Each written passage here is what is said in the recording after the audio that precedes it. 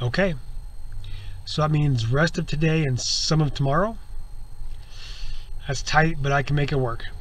But you're still good to Zoom, so that's good. Okay then, I'll see you in the virtual office tomorrow. If something changes, we can just meet up from wherever you are. And your room looks really good, by the way. Your roommate's so quiet. Oh, well, that explains that. Don't you go that route. Hope you get better quickly. I can't do both of our jobs. You tell that hospital staff I told them treat you right, okay? Bye. Oh, hi. I'm Dr. Sam Jennings, and welcome to the Carffice. Okay, that scene is, of course, something I would never do, but you don't have to think too hard to imagine somebody being a little bit like that. Your life situation is rough, it's a little difficult, things aren't going well at all, and your supervisor, your boss, whichever word you choose to use, is all about getting you back to work. Or their version of support is about the work, not about you as a person. That's not always great, it's not always bad. It just depends. Depends on the situation, depends on your situation. And leadership comes in all types and formats. People often ask you, what's your leadership style? Well, it's hard to say. I'll put up some on the screen here. Jimmy. Yeah. Can we get the leadership types up? Oh, right. Yeah, there, that's a good spot. And those listed here are autocratic, bureaucratic, charismatic, democratic, laissez-faire, relationship-oriented, servant, and task-oriented. Now, those first four, I gotta tell you, I wanted to break into a song from Greece. That just felt that way. If I didn't, for your own safety, basically.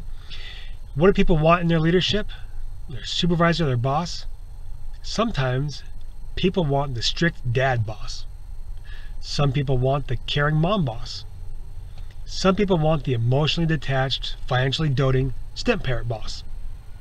All right, not sure why we use the parent model for bosses, but let's put a pin in that. Boop, and we can review that. Never. There's no one kind of good boss. Every boss is a human, and every human has strengths and weaknesses. Whatever the situation calls for, oftentimes a different type of leadership. Is it an emergency? You probably want somebody who's calm, decisive, and engaging. Is it a celebration? You want somebody who can be excitable, a little extroverted, socially engaging. Is it a planning situation? Somebody who's open, thoughtful, and innovative can be helpful. That can all be the same person. You just have to change behaviors and characteristics to meet the moment.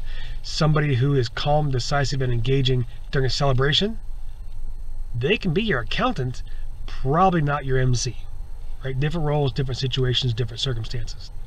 So I want to ask you, if you're a leader with a title, what is your leadership style? Have you thought about that? There doesn't have to be one word for it, but think about how you behave in certain situations and how that is understood and responded to by folks you are expected to lead. So leaders with titles, do the best you can with the skill set you have. Once you identify a way to be a better leader, learn it, practice it, hone it, and get a little bit better. If you're a leader without a title, still have a leadership capability, charismatic leadership, whatever style it is, do the best you can with the skill set you have. Once you identify a way to be a better leader, learn it, practice it, hone it, and keep getting better. It's the same for everybody. We just practice, practice, practice. And nobody's born perfect at it. Everybody trips, stumbles, falls. The important part is, if you're heard over and over, get back up, brush yourself off, and keep trying. Learn from those mistakes. Repeated mistakes, not the best. But mistakes you learn from and move on, that's a learning opportunity.